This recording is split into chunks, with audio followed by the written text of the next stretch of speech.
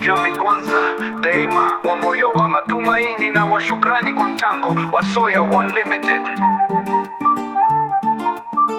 Kuna nuru inapochomoza Tarime, kwa ardhi ya madini matumaini na chanua. Chini ya mikono ya Chacha Soya shupavu, jamii imeanza kuinuka kwa hatua. Kwa shule, kwa afya, kwa miundo mbinu, sauti ya matumaini nasikika tena. Ajira kwa vijana, furaha kwa mzee, Soya One wapo kwa kazi na bidii. Jamii kwanza, jamii kwanza, sio maneno tu, sio maneno tu, ni matendo yao, ni matendo yao yanayogusa moyo, yanayogusa moyo. Jamii kwanza, jamii kwanza, sio kauli tu, sio kauli. Yes, jamii kwanza, habari Tanzania. Karibu tena katika kipindi chetu cha Big Time. Katika uongozi kweli kuna hekima njema, na leo tupo na afisa habari wa kampuni ya Soya One, Soya One Limited, ambayo inajihusisha na uchimbaji wa madini, na pia Soya One Limited ni mdau wa maendeleo katika jamii yetu ya Kitanzania. Karibu sana kwenye kipindi chetu cha Big Time. Tuko na afisa habari wa Soya One Limited, na pia tuko na nami Agripina Lucas, mtangazaji wako kutoka Pina SMTV. Karibu. Kwa kizazi chetu, kwa kizazi chetu, tumeona baraka zikimiminika kwa watoto na soma kwa furaha. Tumeona matumaini yakirejea kwa mama, kwa baba, kwa kila familia. Mr. Daniel, karibu kwenye kipindi chetu cha Big Time. Asante sana. Mengi wapenzi wasikilizaji wanapenda kusikia leo Soya One imetuletea nini? Ndio. Karibu sana, jisikie upo nyumbani. Ondoa shaka. Moja kwa moja ningependa kudedicate swali langu la mara ya kwanza. Soya One Limited inajihusisha na nini? Kwanza kabla ya kuendelea, nataka kumshukuru Mwenyezi Mungu mpaka hapa tulipofika leo. Tuko katika kipindi cha Big Time hapa Pina SMTV. Kulingana na swali lako linauliza Soya One Limited inajihusisha na nini, na mimi nakujibu moja kwa moja kwamba Soya One Limited ni kampuni ambayo inapatikana Tarime mkoani Mara, katika kata ya Kanyamanyoli, ambapo Soya One Limited tunahusika na uchimbaji wa madini aina ya dhahabu, madini ya biashara. Pia Soya One Limited ni mdau mkubwa wa maendeleo kama ulitangulia kusema. Kwa leo hapa nimekuja kama mgeni wenu. Sasa mengi zaidi tutajua tutazidi kuendelea. Karibu sana. Okay, kwa upande wangu Mr. Daniel nikukaribishe sana ndani ya studio za Pina SMTV. Shukrani. Asante. Sasa tuna mambo kadha wa kadha nimekuwa nikiona kupitia kampuni ya Soya One Limited, ambayo mmekuwa mkijihusisha sana na jamii katika upande wa misaada. Kwa nini mmeamua kujikita katika pande hiyo? Sisi kama Soya One Limited tunayo kauli mbiu yetu inasema kwamba Soya One Limited jamii kwanza. Okay. Siku zote tunaambiwa kwamba jambo linafanyika bila baraka za jamii hauwezi kusonga. Na sisi kama Soya One Limited sisi tunatambua jamii yetu vizuri, na jamii yetu inatupatia nguvu mpaka hapo tukufika. Ndio maana tukasema kwamba lazima tuwekeze katika jamii. Wazungu wanasema ni CSR. Of course, ndio hiyo. Kwa sisi tunarudisha kwa jamii kitu tunachokipata, kwa sababu wanakuambia ibada ya kweli ni ile unayofanya katika jamii yako inakuzunguka, au katika jamii nzima iliyopo unaweza kuifikia kwa karibu, au tusiweza kuifikia lakini una kitu cha kufanya juu yake. So kama Soya One Limited tumekuza kwa jamii kwa sababu tunaambiwa bila jamii hauwezi kufanya chochote kile. Leo hii tuko pale Kibaga katika Kanyamanyoli, ambapo tunafanya biashara zetu za uchimbaji wa madini. Sasa ukifikiria unafanya kazi ya uchimbaji huku jamii inayokuzunguka hawana furaha na uwepo wako pale, kwa haraka hauwezi kufanikiwa kwa chochote kile, kwa sababu hata baraka za Mwenyezi Mungu unazikosa. Ila pale unapoweka kwa jamii inapotabasamu, ndio utazidi kupata zaidi na zaidi. Kwa mkurugenzi wetu, kwa sababu pia ni mtu wa jamii, pia ni mtu ambaye anatokea katika jamii hiyo, akasema lazima awekeze katika jamii kupitia vitu mbalimbali, ikiwemo kwamba jamii inamzunguka ikimfuata katika kitu fulani, arudi nyuma, anaisogelea na kufanya kile alichoombwa. Lakini pia kusema tuko na jamii kwa sababu hata ajira yetu kwa vijana tumetoka kwa jamii nzima inatuzunguka. Jamii inatuzunguka pale ndio tunao kama 85%. Kwa vijana wa hapa Tarime wanafanya kazi katika kampuni ya Soya One Limited, ambao wamepata nafasi. Hii inaonyesha uwepo mkubwa wa jamii katika kampuni yetu. Shukrani sana. Mpaka sasa hivi Soya One Limited katika kampuni yenu umesema hapo kwamba ameajiri vijana mpaka sasa, takriban sasa hivi ni vijana wangapi ambao Soya One Limited imewaajiri? Kwa upande wangu sikupatia takwimu moja kwa moja, ila nitakwambia ni 85% vijana wa Tarime. Ni wengi sana. Yaani tuseme kwamba ukifika pale si lazima kabisa, vijana wa Tarime ni wengi zaidi ya maelezo. Kwa sababu gani? Kwa sababu ndio jamii yenyewe inatupatia si nguvu. Leo hawezi tukatoka hapa tukaacha vijana wa Tarime tukaenda kupata vijana da.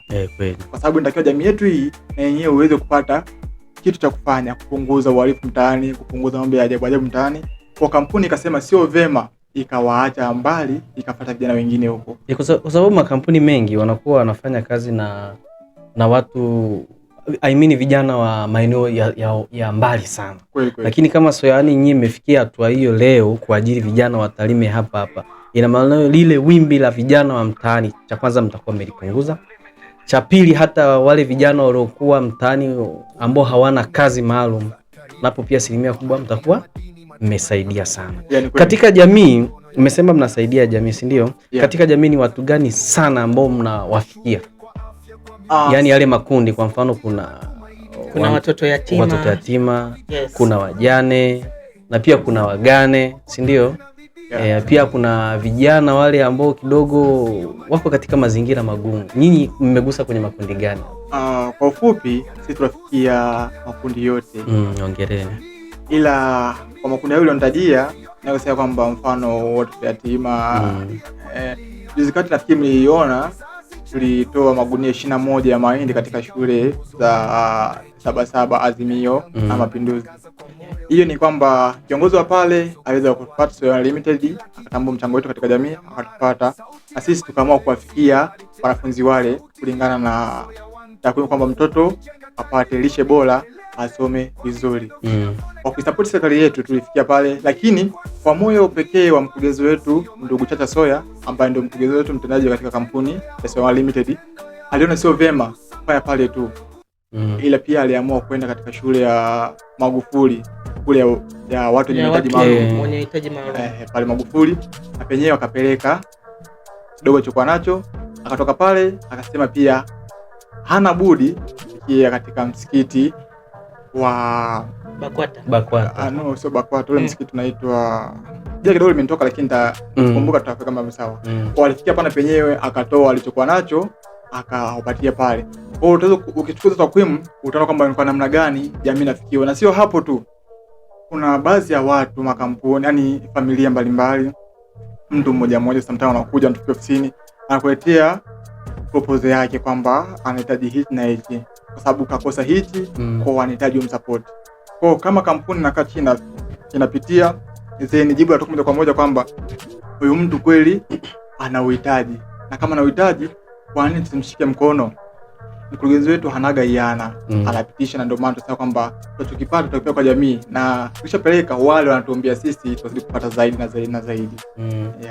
Okay, Soya One, hebu tujaribu, we kama afisa habari wa kampuni ya Soya One Limited, hebu tuambie mnashirikiana vipi na serikali? Kwa upande wa serikali tunashirikiana nayo sehemu kubwa sana. Mfano mdogo ukiangalia serikali kwamba viongozi wa serikali za mitaa, kuna mwenyekiti, kuna balozi, kuna yani wote tukianzia hapo. Leo hii kwamba Soya One Limited hawezi kufanya jambo bila kuishusha serikali kwa sababu ya misingi ya kulinda katiba yetu ya nchi ambayo inatuongoza, lakini pia kuonesha umuhimu wa serikali yetu.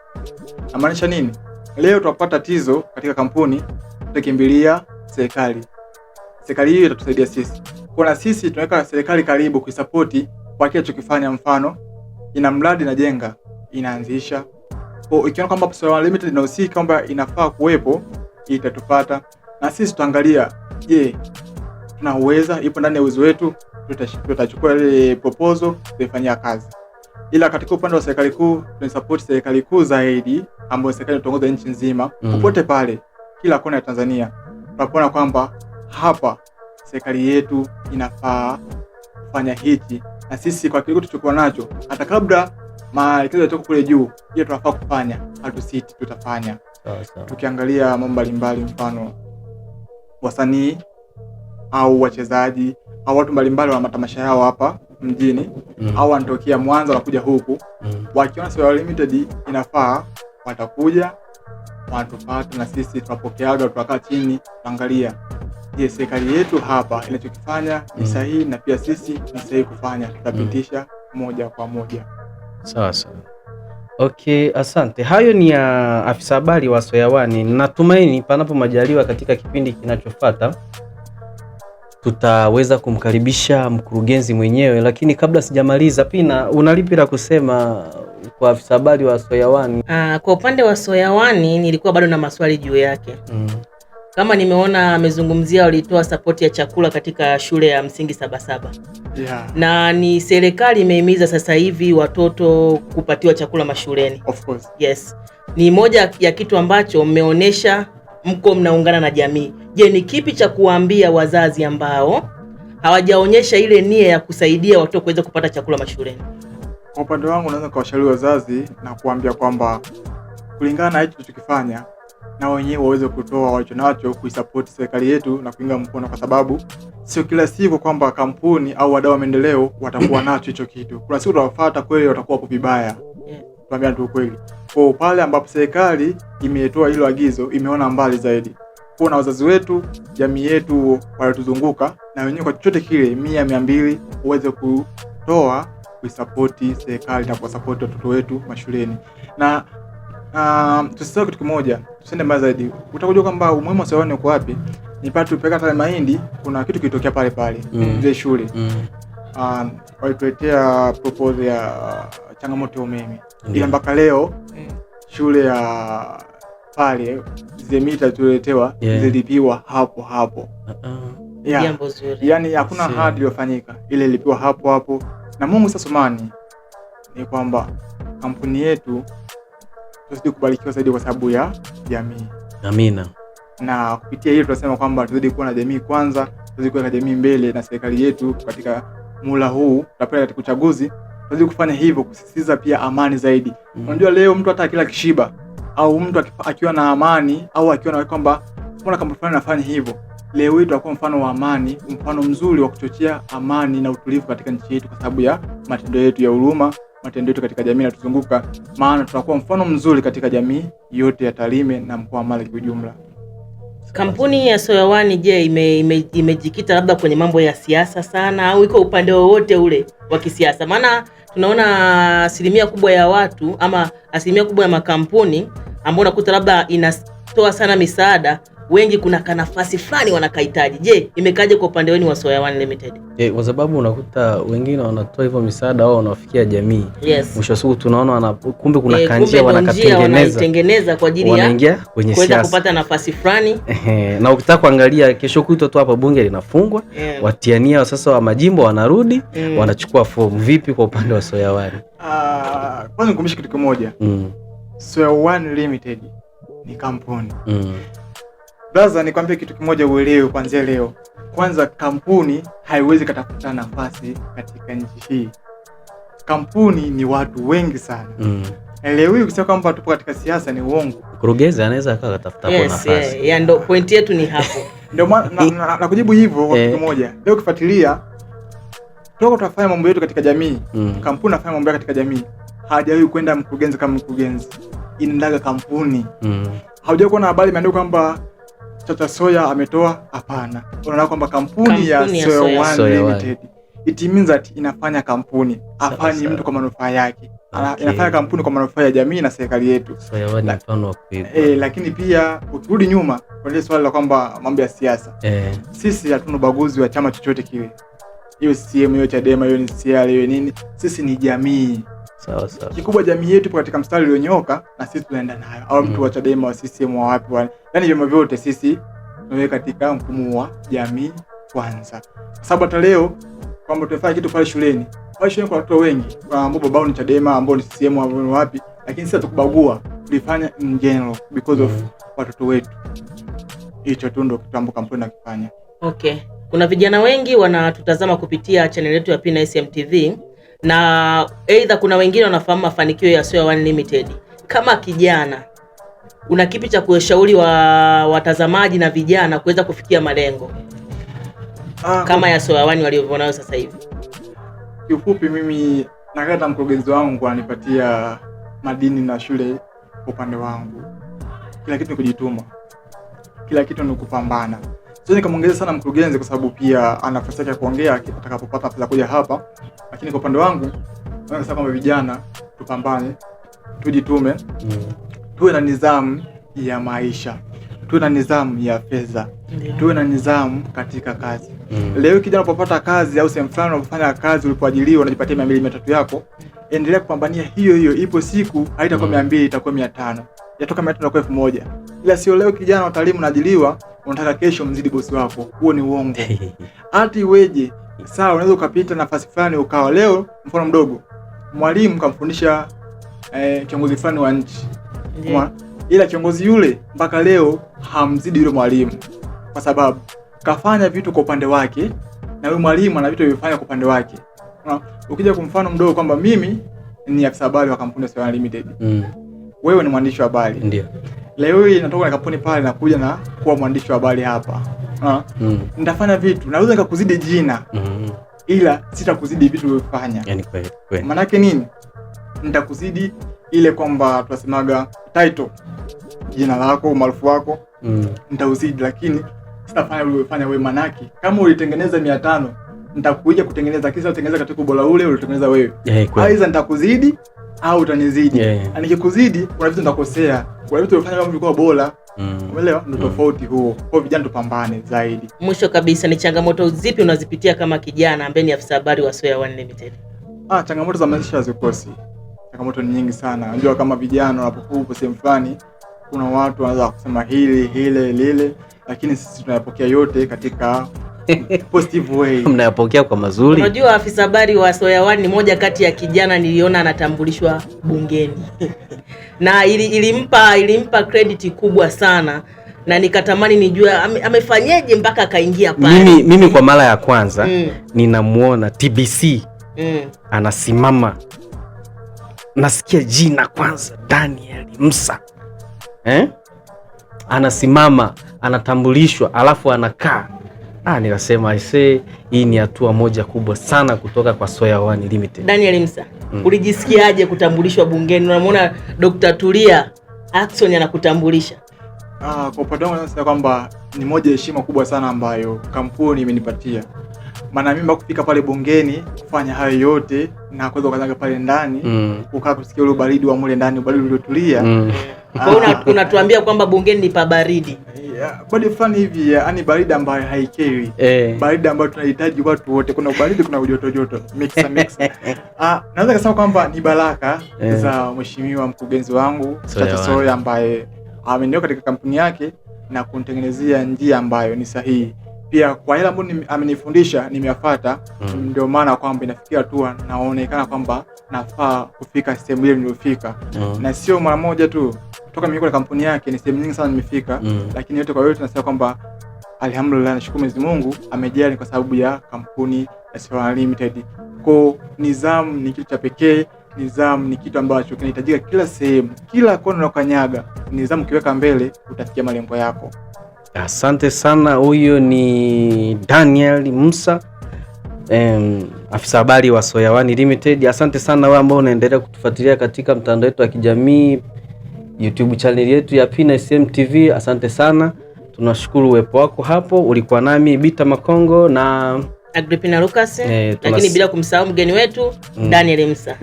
Kwaherini. Panapo majaliwa tena, karibu. Daima wa moyo wa matumaini na wa shukrani kwa mchango wa Soya One Limited. Kuna nuru inapochomoza tarini, kwa ardhi ya madini matumaini na chanua. Chini ya mikono ya Chacha Soya shupavu, jamii imeanza kuinuka kwa hatua. Kwa shule, kwa afya, kwa miundo mbinu, sauti ya matumaini nasikika tena. Ajira kwa vijana, furaha kwa mzee.